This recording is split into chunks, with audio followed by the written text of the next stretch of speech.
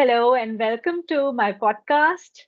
Today we are here with a very special guest. I'm very excited to welcome Dr. Sunita Nayak, who is a professor in AIIMS of anatomy. And this is just one aspect of her personality. We are about to find out much more from her journey. And just stay tuned because there is so much today that we are going to learn. And let's dive in.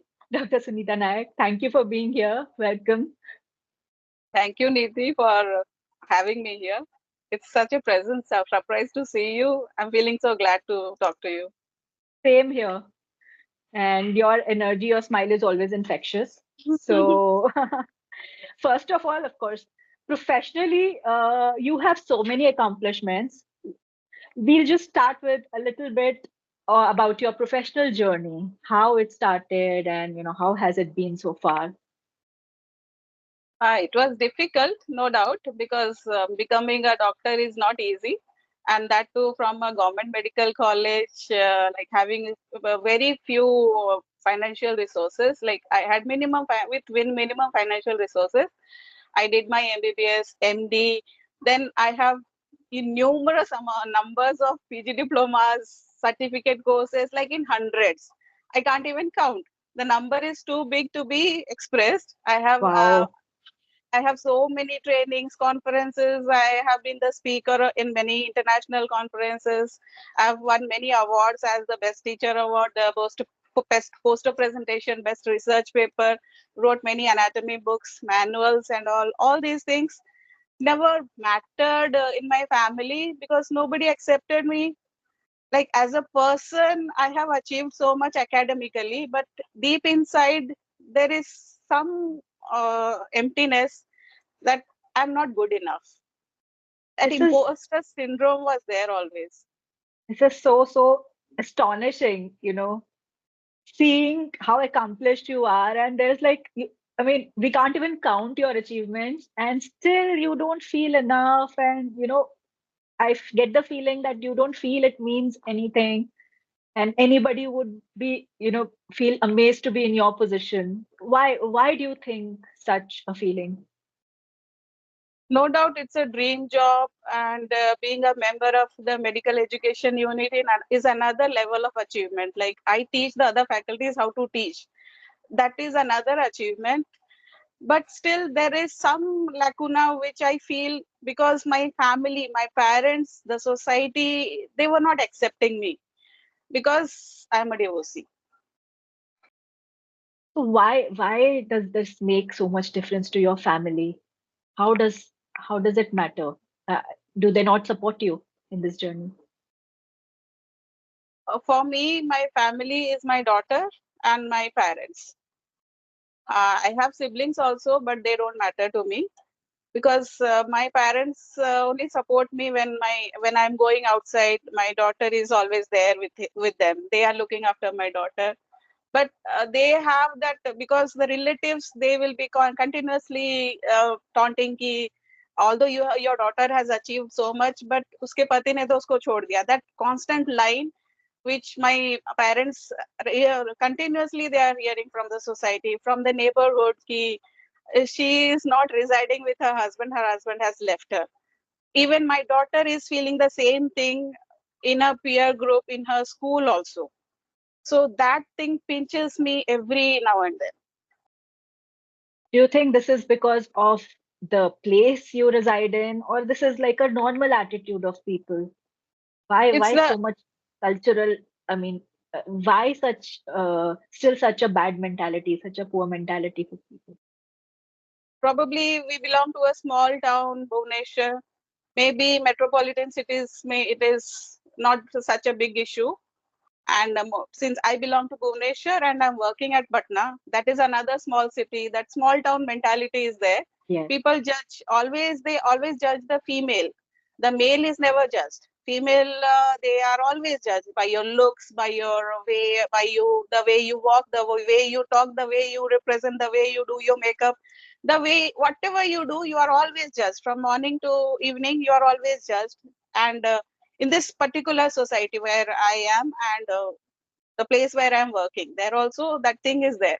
If a female, whatever she achieves, now I'm a woman scientist also. I have done a lot of research papers. I have contributed so much to the medical fraternity, to the Yes. curriculum also. I'm a curriculum designer also. I've wrote manuals. I have research papers. I have so many awards. But people, the first question, my relatives and my parents, that thing, they, as if out of that entire whiteboard, they are focusing on that black particular dot where तेरे पति ने तुझे छोड़ दिया. This That is thing really is there. sad state of affairs. Did it also affect your professional journey as well? Did people not Yes, take you seriously? yeah. They used to say कि आप अकेली औरत अपने family के पास जाइए. हमारे बंदे, they have that groupism, casteism, that mindset is too much there. So they will have their own community people. Like हमारे बंदे कोई आपकी जगह ही वो वाला सीट ले लेंगे. So I used to hear that, and I was given lot of challenges in my department, and I used to face that. Like earlier, initially I was feeling कि सब मेरे ही ऊपर क्यों इतना, everybody's target is me only. All the simple things will be done by other faculties, but the difficult ones, the challenging ones, all those tasks will be given to me. I used to think, why me?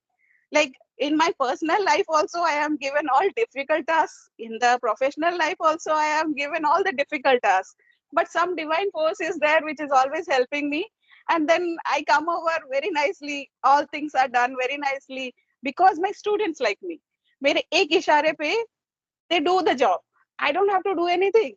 I just tell them कि ये करना है वो करना है, and then they do it for me. I don't have to pressurize. I don't have to run after people. They do it for me because of that love they have for me as a teacher. So my things are done very nicely, very easily. So that is a But divine grace blessing, I'm I think. sure I'm sure you earned that love. You must have done a lot for your students as well. You Yes, must have yes, gone out of your way for them as yes, well. That they don't hesitate to go out of their way for you. I'm sure you think it's easy, but you actually made that happen through your effort only. yes, So they are reciprocating your affection. yes. Amazing. So, what about your daughter? How does she feel about all this? How has her life been? Since the very early age when she was born in my in-laws family, she had a dark complexion because my father-in-law had a dark complexion. Now, she being a female with dark complexion, she was not accepted well. For the initial 1 or 2 years, when she was 1 or 2 years old, she just still remembers how her grandma used to tell her, "ये apply kar, wo apply kar, you will become fairer. My You should God, eat this, you should apply that, you should eat this to become fairer." She was always given that instruction. She doesn't have much memory. Till 2.5 years, she was there. But within those couple of years, इतने छोटे से बच्चे में, that toddler, she has been fed that thing in her mind कि ये apply करने से you'll become fairer, and that is the most important thing for a girl. You should look fairer, you should look good. Then only you will have a good future because your future groom will be attracted towards your looks and your skin color. That was the thing which was that fed was in what her. she was being fed. Yes. Yes. Oh God. So So yeah, I she was, yeah. going through a battle of her own. Yes. So I had to fight a lot with this thing, and made her this thing. It was a long battle. I'm still fighting with it. I have to prove her that, see, look at your mother. Even I don't look good, but I have achieved so much. And then I gave her that Shiv Khara wala book. She presented it in her school. Like they have a competition like book reading or something about a book. So she quoted that thing in Shiv Khera's book. We have the first story is there. A small child is asking a balloon wala, uncle, कौन सा balloon सबसे ऊपर जाएगा? Which balloon will fly the highest? That uncle said, it's not about the color of the balloon. Red wala, blue wala, black wala, yellow wala, it doesn't matter. It's not about the color of the balloon. It is the air inside, the gas inside, which is actually taking the balloon to the higher end. So that thing I have been trying to feed in her mind, and she presented it in her school. And then after that episode, when she presented in her school assembly and people appreciated it, She came back. After that, gradually I'm seeing that change happened for her. Change happened Yes. that day when she presented in her school. And then now she is so happy and confident. Now she is like very fearless. She is representing her school in national, international level. She is the face value of her school. So many accolades, so many prizes. I'm so proud of her. Like if I start about her achievements, it will be too big, I think I have too to big. invite her also sometime. Yeah, sure, sure, sure. She is a good speaker. Superb. I'm not a good orator. Superb. So, do you think all this is because she watched you growing up and saw how Yes, dedicated you were, how aspirational you were, and from that she has also picked that quality, that yes, zeal to keep working towards your improvement, your growth? yes, I think because you pick the most from your mother. If your mother is a housewife, you will not be that aspirational, or if your mother is, not that confident, you tend to pick those qualities. It's just nature. It's a rule. It happens whether we want it or not.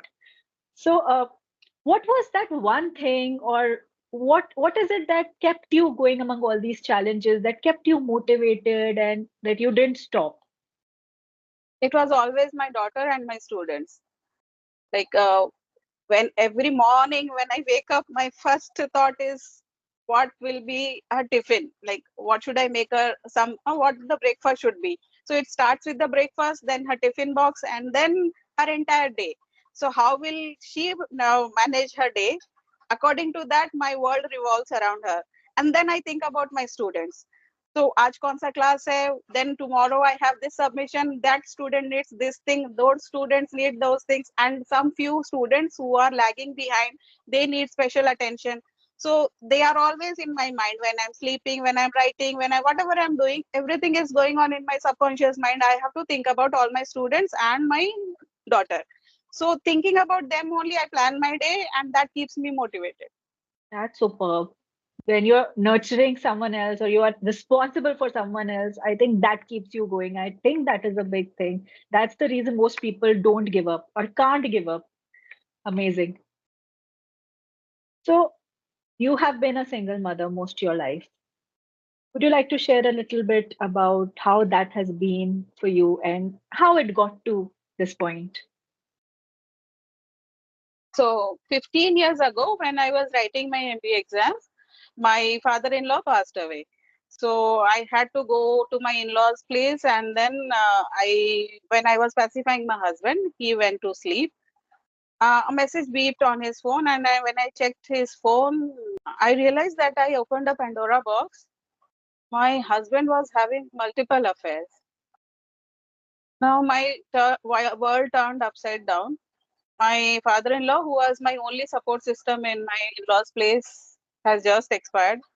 My husband is no more mine. My daughter is only a toddler, 2.5 years old. On top of that, my guide had threatened me that I won't be able to pass my MD exams because I had not allowed him sexual favors, which he had asked. Now, imagine my condition. There was so much uncertainty. I didn't know what to do. I had no financial support. I had no MD degree. My MD degree it was at stake. My daughter, a child who is a female, and then I don't have any financial backup. And on top of that, nobody is mine now. All close people. I had to leave my in-laws' family. I went back to my institute. I finished my MD exams, and then I took my daughter back to my parents' place. Since then, I have been raising my daughter single-handedly, and now since last 15 years I was doing everything all alone. Last year only I got divorced. I was waiting for him that someday he will come back because he has a daughter and a wife. Someday he will change, he will have a change of mindset, some awareness, he will come back. But he never came back, and last year he divorced me. It took me a while to accept the situation. I was in complete state of depression. Then for a conference, I went to Pune, and then there I met two of my school friends who shared their personal story with me. Okay. Then I felt that I am not alone. That was the first time I felt people like me also exist. They are also suffering. Before that, I never shared my story with anyone. I was suffering in silence because our society always judges a female. It is always the female's fault if she is not able to adjust in her in-laws family. Wherever you go, females are always judged. This is our society. That's really sad state of affairs. Even this day, when we call ourselves modern and facing the same problems. So your husband never reached out even for your daughter, Never. and there was no compensation, nothing. I never asked for it. Even in the court of law, I never asked for it. When I saw him there, he was crying in front of the judge. I thought, wow, such a nice actor. Like, I didn't ask for divorce. He asked for it, and still he is crying in front of the judge, and the judge got biased. And I didn't feel like asking for any alimony because my entire youth, my daughter's entire childhood, we lost everything. Any amount of money can't compensate it. And you still I, had hope all these years yeah, that things could go someday, back to normal. yeah. Okay. So now that that illusion is shattered, I think you have been able to move on after this. This was required for you to move on in No, some still, way. even after the divorce, I was not able to move on. I still had a hope. Okay, even after divorce, I was in a state of denial. But when I heard that he has finally married again and Okay. started his new family, then I thought, okay, now I should not wait for him. That was the end of the chapter.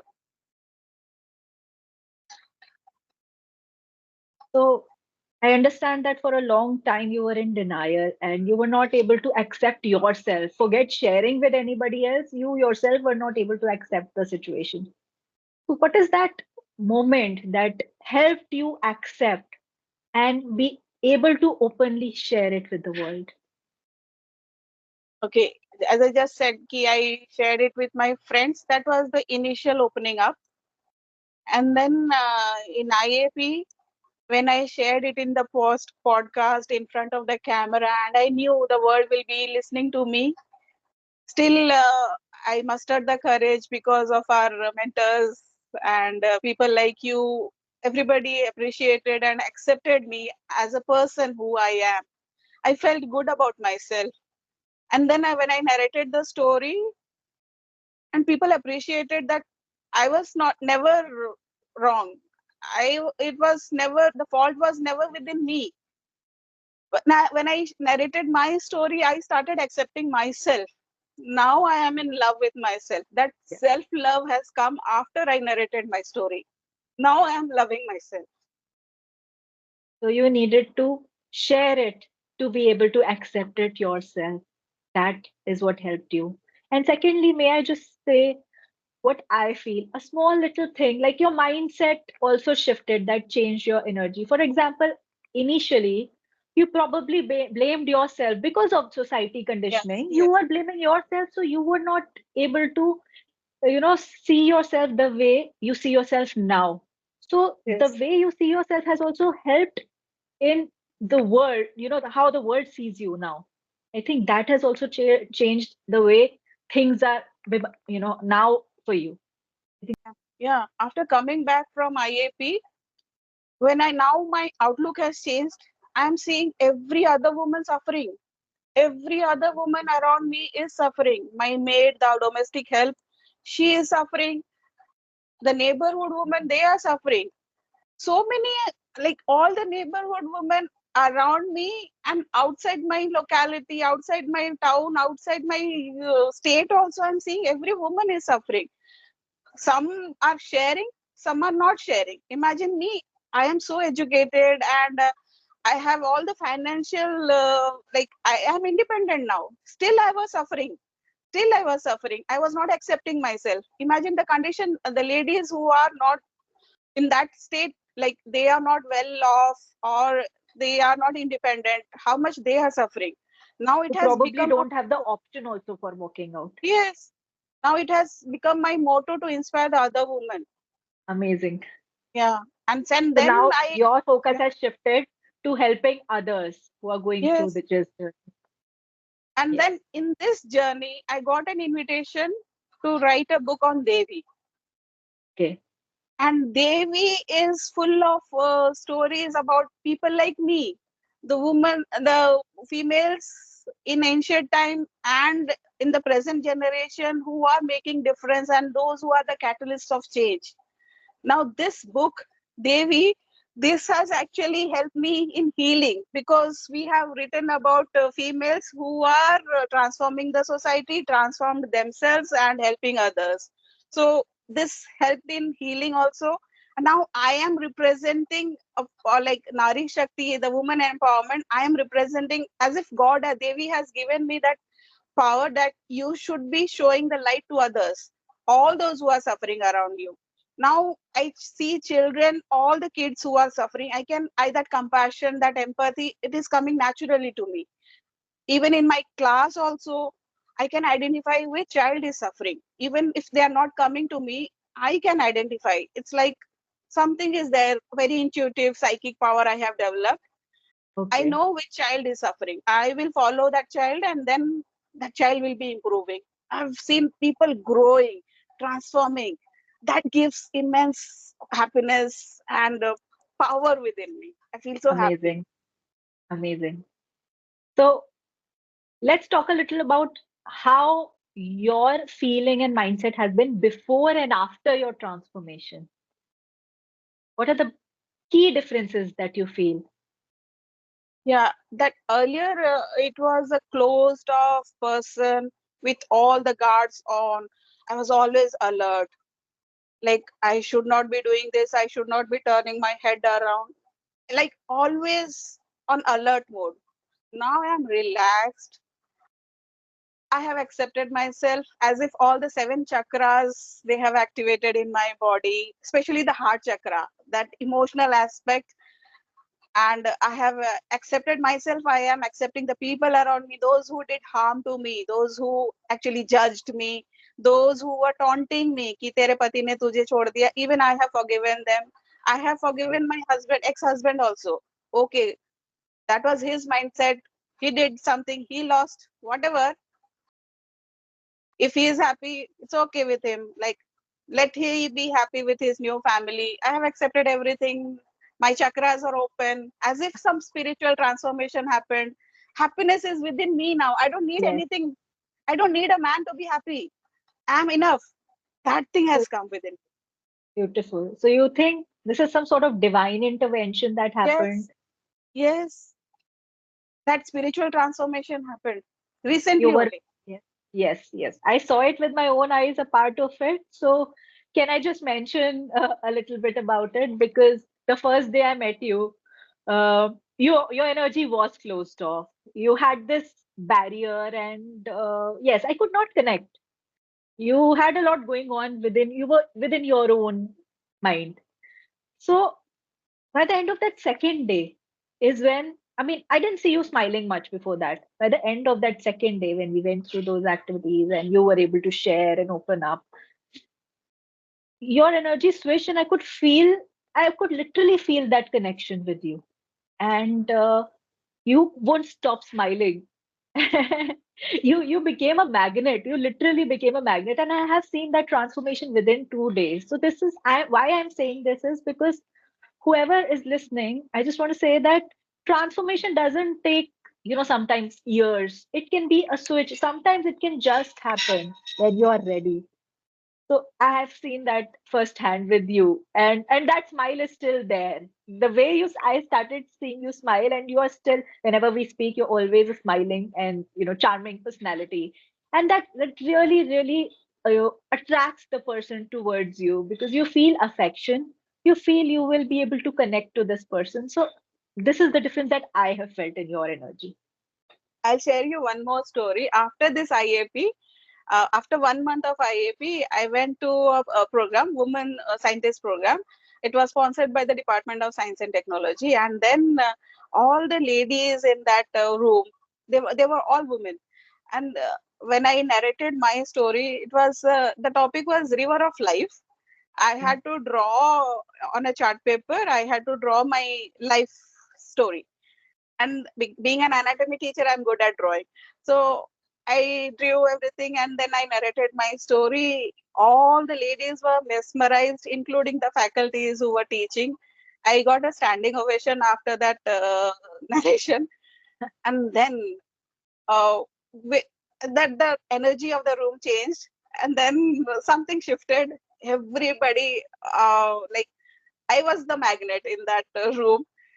In the lunch break, in the tea break, in between the sessions, everybody used to come to me and they could feel and connect with me. And gradually they started opening up. Now I could relate with every woman around me, even the top scientists of India. They are suffering in their household and nobody has the courage to share. We need a platform to share. Yes. Every other woman, it was like surprise to me. I thought I was the only woman suffering. No, every woman around me, even the top scientists of India, they are suffering. Faculties in my department, they are not sharing, but still they have another other problem.